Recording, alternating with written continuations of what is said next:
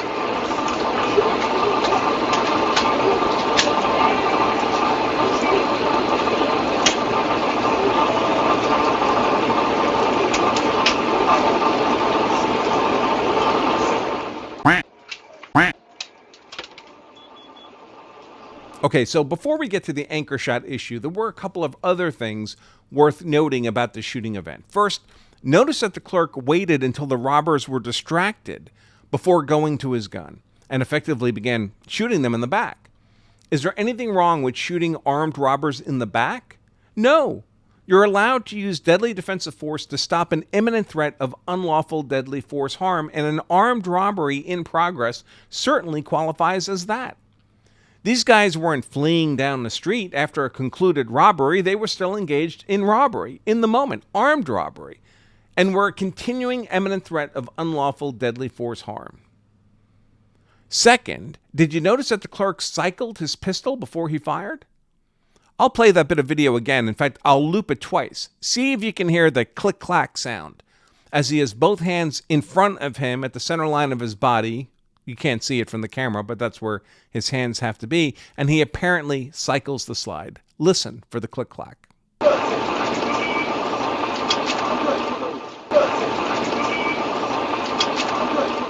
Now, I don't tell people what to do, and that includes not telling people to not have a round in the chamber of any gun they intend for serious social purposes.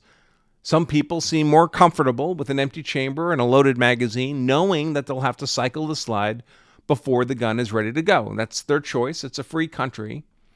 I will caution, however, that when it comes to a gunfight, you have the rest of your life to win that fight, or not. How long the rest of your life may be in that situation is, of course, an open question. Maybe you'll have time to cycle your slide and get it into the fight, and everything will work out fine, as appears to happen here. Maybe you'll have time to cycle the slide, but you'll induce a malfunction, a not uncommon event when manually chambering around under pressure, and now the bad guy is on notice that you're trying to shoot him. Maybe you just won't have time to cycle the slide at all. I can tell you that any gun that I intend for serious social purposes will have a round in the chamber, Every law enforcement officer you'll see armed with a service pistol has a round in the chamber.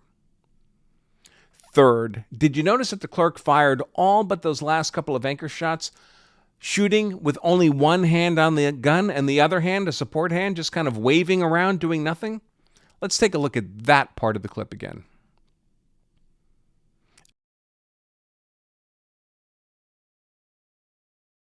Again, I don't tell people what to do. I would suggest, however, that unless you have some other important mission for that support hand, you're more likely to get more shots faster on target with both hands on the gun than shooting one-handed. Okay, now let's get to the meat of things, the anchor shots. As I told you to focus on earlier, the clerk fires a dozen or so shots, drives one robber out of the store in flight, sends the other robber to the floor, then runs out of the store himself, only to return and fire a couple of anchor shots into the robber on the floor from our view from the lower left corner of the video. Let's take a look.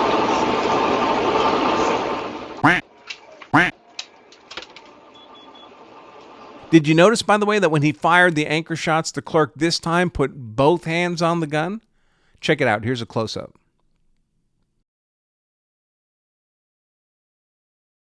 So what does the law say about these so-called anchor shots? Are they lawful? Are they just murder? When might they possibly be allowed? The law says that you can use deadly defensive force so long as, and for as long as, you are attempting to neutralize a reasonably perceived imminent unlawful threat of deadly force against yourself or others. Most of these elements are rather baked into the cake in this event. The threat is reasonably perceived. It's an actual armed robbery. It's deadly force in nature. It involves guns. It's obviously unlawful. It's a robbery. And it's directed against both the clerk and his colleague in the back.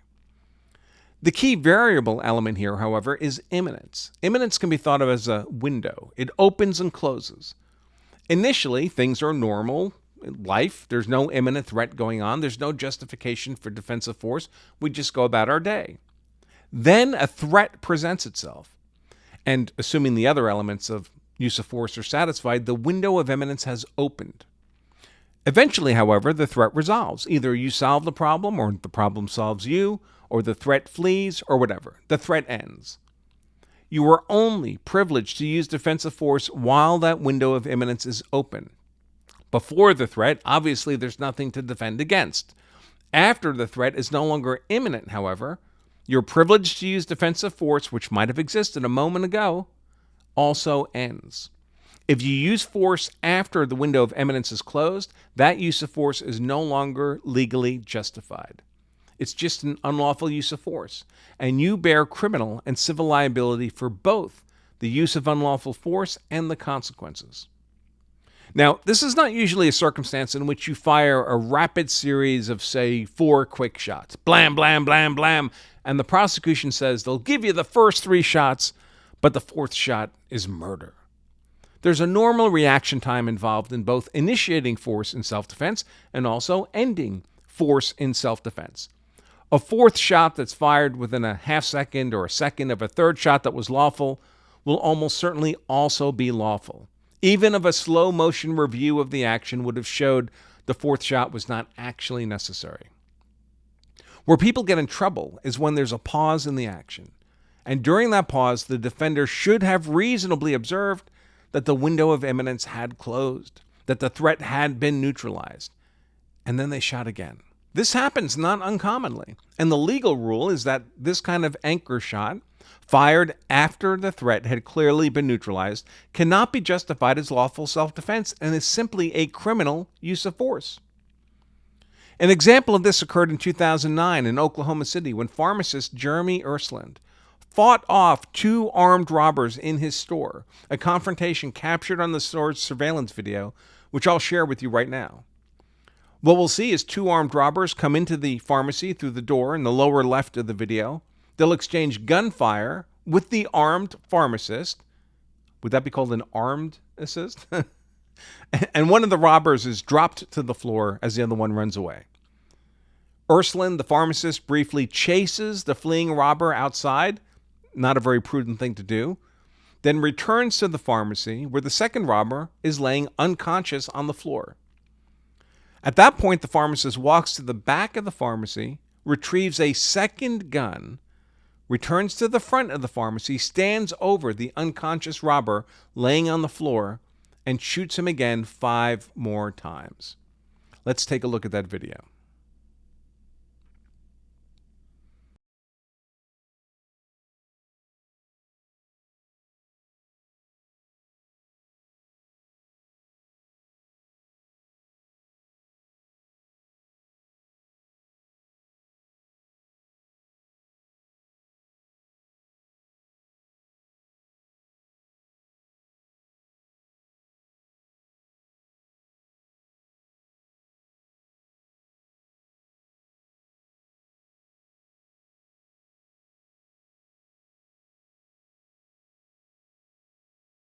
For those 5 anchor shots, the 59-year-old pharmacist, Jeremy Ersland, fired into the unconscious body of the robber on the floor. He was convicted of first-degree murder and sentenced to life in prison. Why? Because the jury bought the prosecution's argument that although the initial shots fired by the pharmacist that dropped the robber to the floor were a lawful response to an imminent, unlawful, deadly force threat, the window of imminence had obviously closed by the time the pharmacist fired the last 5 shots, and therefore those last 5 shots could not be legally justified. And it probably didn't help the pharmacist any from a political perspective that he happened to be white and the robber laying on the floor was a 16-year-old young black man. Of course, sometimes the people making the call on applying this pretty standard use of force rule of imminence decide that they're just going to pretend that the anchor shots were lawful, despite them obviously being made after the threat was no longer imminent. F around, find out, I suppose. That was displayed in the Taqueria shooting that occurred in January 2023 in Houston, also caught on surveillance video, when an armed robber suddenly discovered that one of the customers also had a gun. In this video, we'll see the armed robber dressed mostly in black, walking around the establishment, pointing a gun at people, demanding their money. In a booth on the left, we'll see a bald customer who may not have had much hair, but he had plenty of guts and a gun. He gets up and shoots the robber 4 times, then another 4 times in quick succession, and the robber falls to the floor by the entrance at the top of the video. Those 8 shots are almost certainly a legally fine defensive response to a reasonably perceived imminent, unlawful, deadly force threat. Now, I should mention as an aside, it would turn out later that the robber's gun was fake, but that fact is irrelevant to the legal analysis here. It was reasonably perceived as a real gun by the defender. After those 8 shots, however, the defender walks over to the fallen robber, takes the robber's quote-unquote pistol away from him, and therefore leaving the apparently unconscious and unarmed robber just laying on the ground, no longer an imminent threat. And then the defender fires a final anchor shot into the robber's head. Let's watch.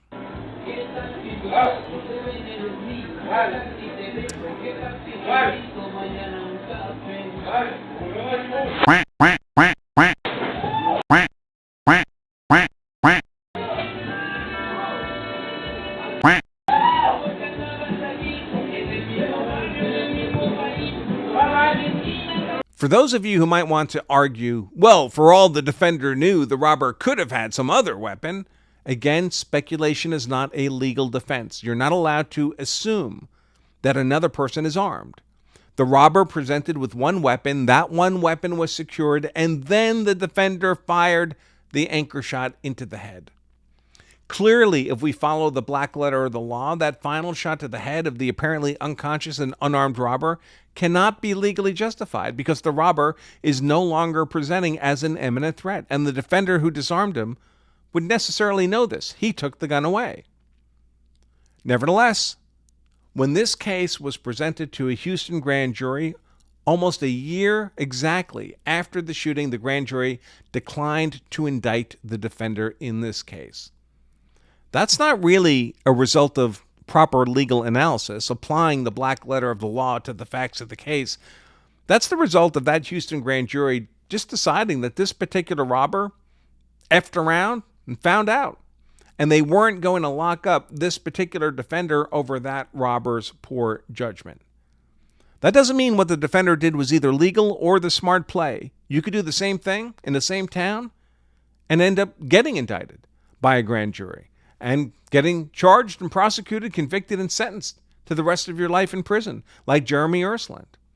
It just means this particular defender got a lucky break. Do you want to rely on luck? Or do you want to be well within the legal boundaries and reduce your chances of conviction to as close to zero as possible so you're an unattractive target for prosecution in the first place? Now, to circle back to the robbery we started with, the two men in the convenience store, one thing that will differentiate these anchor shots from the other cases I mentioned is that in this particular case, we can see on the video that when the anchor shots are fired, the robber on the ground, he's still moving. He's still active. And if there's any reason to believe he still has his gun, which we know he had moments before, then he remains, even though he's on the ground, he remains capable of presenting as an imminent deadly force threat against which those anchor shots are not really anchor shots.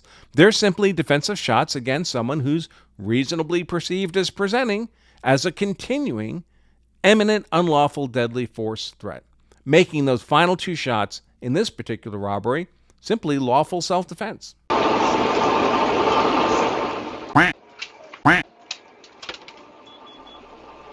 All right, folks, before we go, I do want to remind all of you, share with all of you how you can get a free copy of our best-selling book, The Law of Self-Defense Principles, your handbook to being hard to convict if you're ever compelled to use force in defense of yourself, your family, or your property. We translate all the legalese into plain English so you can make better informed, more confident, more legally sound, and more decisive decisions in defense of what you value most. And perhaps best of all, most people tell us they can read the entire book in less than an afternoon. Check the book out on Amazon where it's 5-star rated, but don't buy it there. They'll charge you $25 for the book, plus shipping and handling. Order the book from us, and we only ask that you cover the cost of shipping the book to you. The book itself is free. Grab your free copy of The Law of Self-Defense Principles right now at lawofselfdefense.com/free book. I'll close out by reminding all of you that if you carry a gun so you're hard to kill, that's why I carry a gun. So I'm hard to kill, so my family is hard to kill, then you also owe it to yourself and your family to know the law, so you're hard to convict as well. Until next time, I remain Attorney Andrew Branca at lawofselfdefense.com. Stay safe.